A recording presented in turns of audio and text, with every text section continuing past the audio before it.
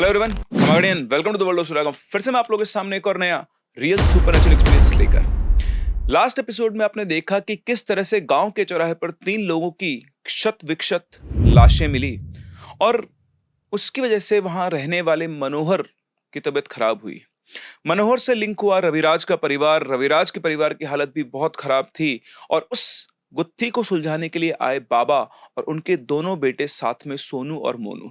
और किस तरह से वो रविराज को सिंह जी के घर से पकड़ कर लाए और उसके बाद बाबा को दिखाई दी रविराज की बहू इंदु। कहानी में आगे बढ़े। अगर आपके पास कोई रियल सुपरनैचुरल एक्सपीरियंस है तो आप हमारे साथ हमारी इन दी गई आईडीज पर या हमारे व्हाट्सएप नंबर पर शेयर कर सकते हैं। और अब मैं आपको सब्सक्राइब करने के लिए नहीं बोलूंगा, क्योंकि बोलने पर भी नहीं करते हो तो फिर बोलने का क्या फायदा है। सब्सक्राइब कर दें प्लीज। चलिए हम बढ़ते हैं कहानी में आगे। अभी बाबा की नजरें इंदु पर टिक गई थी। इन दोनों की नजरें आपस में मिली हुई थी और लग रहा था आंखों ही आंखों में कुछ बात कर रहे हैं। तभी सोनू मोनू भागते हुए अंदर आते, उनके हाथ में एक पोटली होती है और बोलते हैं, देखो बाबा, ये घर के बाहर क्या गड़ा हुआ मिला है। मोनू के हाथ में खून से लथपथ एक कपड़े की पोटली थी। उसने वो पोटली बाबा के हाथ में थमा दी। बाबा ने वो पोटली पकड़ी और उसे इंदु की तरफ फेंकते हुए वो सोनू मोनू से बोले, रवि को लेकर आओ। अब जब तक सोनू मोनू रवि को लेकर अंदर आते, तब तक बाबा रवि के परिवार के जो लोग बंधे हुए थे उनको बहुत ध्यान से देख रहे थे। सबकी हालत एकदम खराब थी। सबके अंदर से बहुत अजीब सी बदबू आ रही थी। सिर्फ 2 बच्चे, जिनकी उम्र करीबन 11 और 12 साल के आसपास रही होगी, और वो रवि के चचेरे भाई बहन थे, उन्हीं की हालत थोड़ी ठीक थी। बाकी पूरा का पूरा परिवार मरणासन स्थिति के अंदर था और इंदु वहां खड़ी होकर सिर्फ बाबा को घूरे जा रही थी। इतनी देर में सोनू और मोनू रवि को लेकर अंदर आते हैं। उसके अंदर आते ही बाबा मोनू से वो अभिमंत्रित माला लेते हैं और सीधा रवि के गले में डाल देते हैं। और इसके बाद जो हुआ उस पे आप विश्वास नहीं करेंगे। जैसे रवि के गले में वो माला डली, वो तड़पने लगा, और जैसे वो तड़पने लगा, जिस रस्सी से इंदु के हाथ बंधे हुए थे वो रस्सी अपने आप जलकर नीचे गिर गई। इंदु भागती रवि के पास गई, लेकिन वो रवि को छू नहीं सकती थी। गुस्से में उसने बाबा की तरफ देखा तो उसकी आंखें बिल्कुल काली हो चुकी, जैसे आंखों का जो सफेद मैटर होता है वो गायब हो गया हो।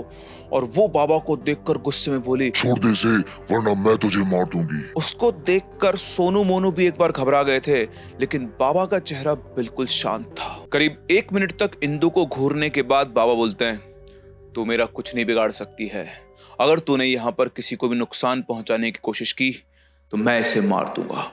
उन्होंने रवि की तरफ इशारा किया। लेकिन अगर तू इन सब पर से अपना सम्मोहन हटा देगी और जहां खड़ी है वहीं की वहीं बैठ जा, तो मैं इसके गले से ये माला उतार दूंगा। इंदु ने बिल्कुल ऐसा ही किया और जैसे सब लोगों पर से वशीकरण हटा, वो लोग होश में आए और होश में आकर वो खड़े होने लगे। उनमें से कुछ लोग तो ऐसे थे कि खड़े होते ही वापस गिर गए, क्योंकि वो बहुत ज्यादा कमजोर हो चुके थे। सिर्फ वो जीवित थे तो सम्मोहन की वजह से। होश में आने पर उन्होंने इंदु को देखा और उसको देखकर वो 5-6 कदम जो खड़े हो सकते थे वो पीछे हट गए, और जो खड़े नहीं हो पाते वो घिसट कर वहां से पीछे हो गए। सोनू मोनू ने अभी तक रवि को वैसे ही पकड़ा हुआ था जैसे उन्होंने बाहर उस अभिमंत्रित गोले में पकड़ा हुआ था, और वो जो अभिमंत्रित माला थी वो बिल्कुल उन्होंने उसी स्टाइल में पकड़ी हुई थी कि वो उसके गले को छू नहीं रही थी, लेकिन वो उसके गले से बाहर भी नहीं थी। अब बाबा रवि के पिताजी की तरफ मुड़े और बोले, हर एक जान बचाने की कीमत 2 तोला सोना होगी, बताओ तुम्हें मंजूर है? अभी तक रवि के पिताजी और उसके परिवार वाले समझ चुके थे कि यहाँ पर क्या चल रहा है, उनके साथ क्या हो रहा था। बाबा के बोलते ही वो उनके पैरों में जाकर पड़ गए और बोले, आप बस हमारी जान बचा लीजिए, आपको जो चाहिए मैं सब दे दूंगा। इसके बाद अगले 15 मिनट तक बाबा और इंदु के बीच में जो बात हुई वो किसी को भी समझ में नहीं आ रही थी। वो किसी डाकिनी, काल भैरवी, शमशान साधना, नील सरस्वती, यक्षिणी या किसी सेवक के बारे में बात कर रहे थे। सोनू मोनू को शायद कुछ समझ में आ रहा था, और अब घर वालों से ज्यादा सोनू मोनू के चेहरे के ऊपर डर दिख रहा था, जैसे उन्हें लग रहा हो कि आज ही उन्होंने क्या देख लिया जो जिंदगी में कभी सोचा नहीं था। इतने में मनोहर और उसकी माँ, आपको मनोहर याद है, वो पहलवान जिसकी बोलती बंद हो गई थी, जिसको इंद्र ने नींबू पानी पिलाया था, हाँ वही। तो इतने में ही मनोहर और उसकी माँ घर के अंदर एंटर करते हैं, और एंटर करते ही मनोहर इंदु को देखते बोलता, हाँ यही है वो जिसने उस दिन। इतना बोलते बोलते ही वो एकदम से चुप हो जाता है, क्योंकि इंदु ने नजर घुमाकर मनोहर की तरफ देखा था और उसके देखते ही मनोहर की बोलती बंद हो गई। मनोहर तो रुक गया, लेकिन उसकी मां नहीं रुकी। बोली, हाँ यही है वो जिसने उस दिन उन तीनों को मारा था। मुझे मनोहर ने बताया, ये राक्षसी है, ये डायन है, ये चुड़ैल है, इसी ने सबको मारा है। मेरे बेटे ने अपनी आंखों से इसको देखा है। उसके इतना बोलते ही इंदु खड़ी हो गई और उसने एक हाथ इस तरह से उसकी मां और मनोहर की तरफ किया। आप विश्वास नहीं करोगे, वो दोनों 12 फीट पीछे घिसटते हुए दीवार से जाके सीधा उनका सिर टकराया और वो दोनों वहीं के वहीं बेहोश हो गए। अब सिर्फ पल भर की बात है, बाबा ने एकदम से, आप सोचिए 100+ साल उनकी उम्र थी, एक झटके में उन्होंने रवि का हाथ पकड़ के मरोड़ा और उसे जमीन पर लिटा दिया।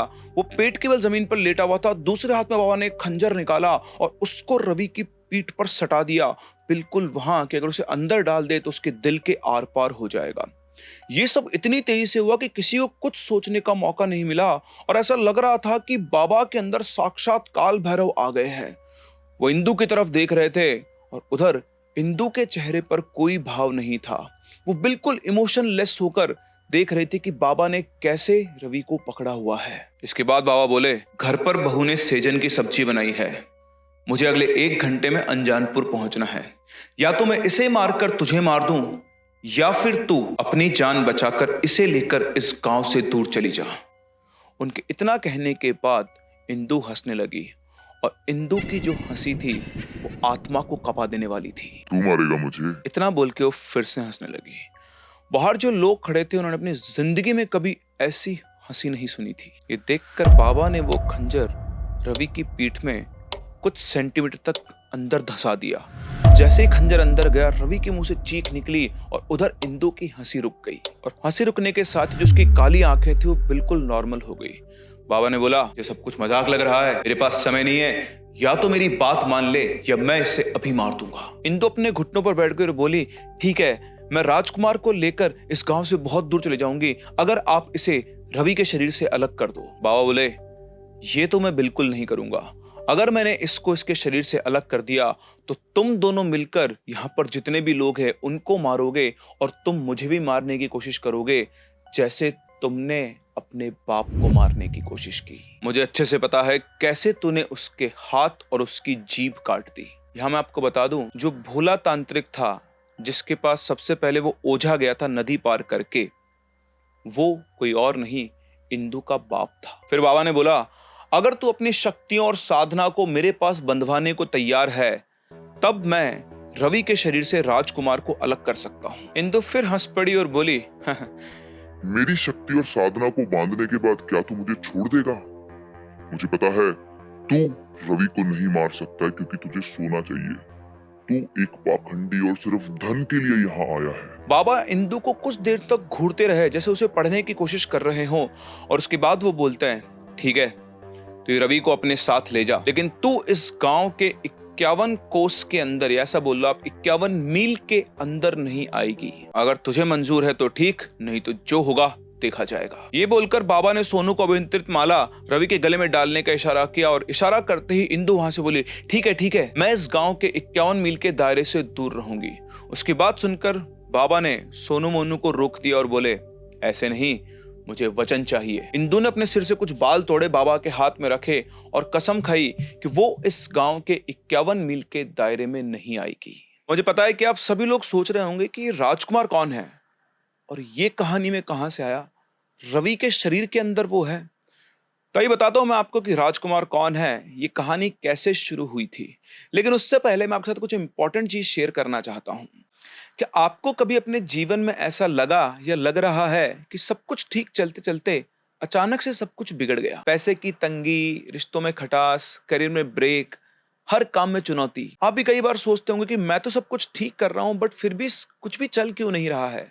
उसका कारण है कि आपका भाग्य सोया हुआ है, आपका समय चक्र जो है वो ठीक नहीं चल रहा है और उसे ठीक करने के लिए आप जाते हैं पंडितों और एस्ट्रोलॉजर्स के पास। लेकिन अगर मैं आपको बताऊं कि वो नॉलेज आप भी गेन कर सकते हैं और अपने लिए इन उपायों को आप खुद सीख सकते हैं, तो आप क्या कहेंगे? जी हम लाए आपके लिए 100 से ज्यादा असरदार और वैदिक उपाय जो कि हमारे महान ग्रंथों से लिए गए हैं, जैसे भगवत गीता, शिव पुराण, विष्णु पुराण, लाल किताब, ऋग्वेद। और ये उपाय इतने सरल हैं कि आप अपनी रेगुलर जिंदगी में इन्हें अप्लाई कर सकते हैं। नजर हटेगी, तरक्की होगी और भाग्य आपका फिर से साथ देने लगेगा। क्या है ये उपाय जानने के लिए डिस्क्रिप्शन में दिए गए लिंक पर क्लिक करें, और अगर आप भी स्टक हैं और उस लूप से बाहर निकलना चाहते हैं तो आप भी इन उपायों को काम में ले सकते हैं। तो ये बढ़ते हैं कहानी में आगे और पहुंचते हैं राजकुमार के पास। राजकुमार कोई और नहीं, रवि का एक बहुत अच्छा दोस्त था। रवि के दो भाई, उसका एक चचेरा भाई और उसका खुद का जो छोटा भाई था। रवि और उसके छोटे भाई की एज में बहुत ज्यादा डिफरेंस नहीं था, इसलिए चारों जनरली साथ रहा करते थे। नदी के उस पार, ये लोग गांव में रहते थे, नदी के उस पार सिर्फ वही लोग रहा करते थे जिन्हें शांति चाहिए होती थी, क्योंकि नदी के उस पार जंगल का एरिया था और बागान थे। उन बागानों के अंदर बेर, आम, लीची, कटहल और इन सब चीजों के पेड़ हुआ करते थे। नदी के उस पार ही रहते थे भोला बाबा अपनी कुटिया में अपनी बेटी इंदु के साथ। ये चारों के चारों मौज मस्ती के लिए नदी में नहाने जाया करते थे और फिर वहां से जंगल में जाकर अलग अलग तरह के फल फूल तोड़कर लाया करते थे। एक दिन जंगल से लौटते समय इनकी मुलाकात हुई इंदु से, जो वहां नदी पर बैठकर कपड़े धो रही थी। इन चारों के पास बहुत सारे फल थे और उन्होंने बहुत सारे फल पहले खा लिए थे, तो उन्हें लगा कि इन फलों को फेंकने से अच्छा है कि इस लड़की को दे चलते हैं। इंदु वहीं नदी के पास अपने घर में अपने बाबा के साथ रहती थी। इस तरह से इनकी इंदु से मुलाकात हुई। इंदु दिखने में भी सुंदर थी और बातचीत में भी अच्छी थी। इसके बाद से लोग जब भी वहां से आते, फल फूल तोड़कर लाते, तो ये जितना इनको खाना होता उतना खाते थे और बाकी फल ये इंदु को दे दिया करते थे, क्योंकि उन्हें पता था कि घर इंदु का है, तो उसे बुलाकर वो फल देकर वहां से चले जाया करते थे। धीरे धीरे इनकी इंदु से अच्छी पहचान हो गई। पहले ये इंदु को बचे कुचे फल दिया करते थे, लेकिन अब इनकी दोस्ती इतनी अच्छी हो गई थी सभी लोगों की कि जब ये जंगल जाते थे तो इंदु के लिए भी अलग से फल तोड़कर लाया करते थे। राजकुमार थोड़ा एक्सट्रोवर्ट था, वो बहुत जल्दी से और आसानी से लोगों से घुल मिल जाया करता था, और उसी के जस्ट अपोजिट रवि जो था वो इंट्रोवर्ट था और बहुत जल्दी वो लोगों से बातचीत नहीं किया करता था। रविराज मन ही मन इंदु से प्यार करने लग गया था, लेकिन उसके इंट्रोवर्ट नेचर की वजह से वो इंदु से कुछ बोल नहीं पाया, और वहीं राजकुमार ने अपनी फीलिंग्स को एक्सप्रेस किया और राजकुमार और इंदु के बीच में वो रिश्ता बन गया। ये दोनों एक दूसरे से प्यार करने लगे। क्योंकि नदी इनके घर से, मतलब रविराज और राजकुमार के घर से करीबन 1-2 किलोमीटर दूर थी, तो राजकुमार जब भी इंदु से मिलने जाता वो रविराज को अपने साथ लेकर जाता, और कई कई बार तो ये चारों के चारों दोस्त साथ में ही जाया करते थे, क्योंकि इंदु को सभी लोग अच्छे से जानते थे। इधर जैसे से राजकुमार और इंदु का प्यार परवान चढ़ रहा था, वैसे वैसे ही रविराज का भी एक तरफा प्यार उसके दिल में लगातार बढ़ते जा रहा था, और ये बात कहीं ना कहीं राजकुमार को भी पता थी। और इसीलिए कभी कभी मजाक में वो रवि से बोला करता था कि देख भाई, जब तक मैं जिंदा हूं ना, तब तक तो इंदु तुझसे प्यार नहीं करेगी। कई बार रविराज जब अकेला भी इंदु से मिला करता था, तो इंदु सिर्फ उससे राजकुमार के बारे में बातचीत किया करती थी, क्योंकि इंदु रविराज को अपना एक अच्छा दोस्त मानती थी। रवि की जलन राजकुमार को लेकर अब और बढ़ने लगी, और फिर एक दिन आया, क्योंकि राजकुमार रवि को अपना बहुत अच्छा दोस्त मानता था। वो आकर रवि से बोलता है कि भाई, मैंने फैसला कर लिया है, अब मैं बहुत जल्दी इंदु को अपनी माँ से और अपनी माँ को इंदु से मिलवाने वाला हूँ, ताकि हम लोग शादी कर पाएं। बेचारे राजकुमार को ये नहीं पता था कि उसका सबसे अच्छा दोस्त ही उसका सबसे बड़ा दुश्मन निकलेगा। जब रवि ने ये बात सुनी तो उसका खून खौल गया, और उसने राजकुमार को अपने रास्ते से हटाने का प्लान बनाया। उसने अपने दोनों भाइयों के साथ मिलकर उसी रात, उसी चौराहे पर जहां वो 3 लाशें मिली थी, राजकुमार की हत्या कर दी। जब रवि के भाई राजकुमार की हत्या कर रहे थे, तो रवि वहीं खड़ा होकर उसे देख रहा था, और रवि ने जाकर राजकुमार को वही बात बोली जो कई बार राजकुमार मजाक में रवि से बोला करता था। उसने कहा, तू कहता था ना कि जब तक तू जिंदा है इंदु मुझसे प्यार नहीं करेगी, अब इंदु सिर्फ मेरी होगी। लेकिन रविराज यहां पर गलत था। राजकुमार के मरने के बाद भी इंदु रविराज की नहीं हुई। रविराज को इस बात की भनक तक नहीं थी कि इंदु कौन है और अब उसके साथ क्या क्या होने वाला है। तो इंदु कौन है ये तो अभी तक आप जान ही चुके हैं, लेकिन इंदु इंदु कैसे बनी, इसको जानने के लिए आपको जाननी पड़ेगी उसके पिता भोला की कहानी, और ये कहानी मैं आपको सुनाऊंगा अगले एपिसोड। तो जी हाँ, अगर आपने चैनल को सब्सक्राइब नहीं किया और आप जानना चाहते हैं इस आगे की कहानी को, तो चैनल को सब्सक्राइब कर लें, क्योंकि बहुत ही इंटरेस्टिंग ये स्टोरी होने वाली है। हम लोग मिलते हैं अपने अगले वीडियो में, तब तक के लिए keep loving and keep listening.